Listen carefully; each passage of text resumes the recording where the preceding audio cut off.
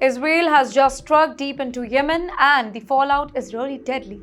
At least 10 people have been killed and more than 100 are wounded, including children and women, after Israeli airstrike pounded the Yemeni capital, Sanaa.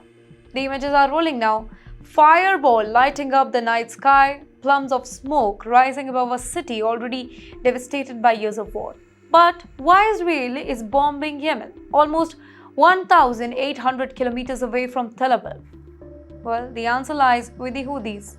These Iran-backed rebels, who by the way control Sanaa, have been firing missiles and drones at Israel since the Gaza war began in October 2023. Just last week, if you remember, they launched something really new. What Israel calls their first ever cluster bomb missile aimed at Tel Aviv's Ben Gurion airport. The missile was intercepted though before it could cause any damage, but for Israel, this was the red line. And yes, the response came quickly. Israeli fighter jets dropped 35 bombs on 4 targets in Sanaa, including an oil facility, a power plant, and what IDF described as a military site near the Yemeni presidential palace. Now, Israel says that these are not just any civilian sites. They were being used for military operations.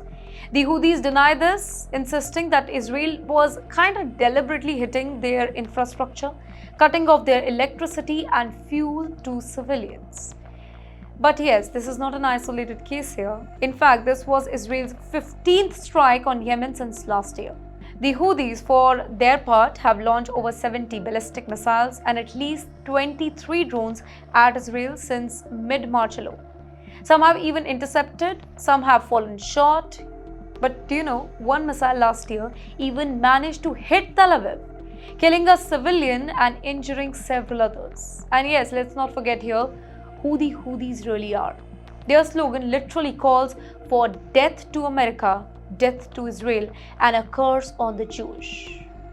They began targeting Israel and international ships in the Red Sea just weeks after Hamas carried out October 7th attack. Their aim?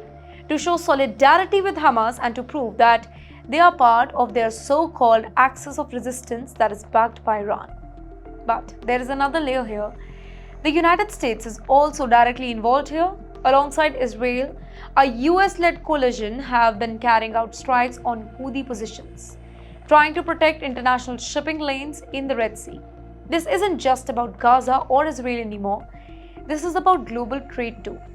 Remember, 12% of world's trade passes through the Red Sea and the Suez Canal. Every time the Houthis launch the drones or missiles, global oil and shipping routes are at great risk.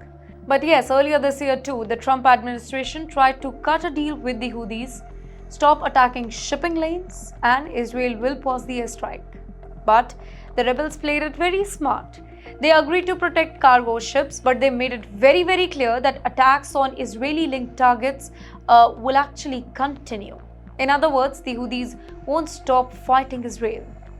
So, what we are seeing is a war in Gaza that is spilling over into Yemen. Israel is now fighting Hamas in Gaza, Hezbollah in Lebanon, and Houthis in Yemen. 3 Iranian-backed groups, and that too all at once. And the big danger is this. The longer these battles stretch across the region, the greater the risk of the full-blown Middle East war.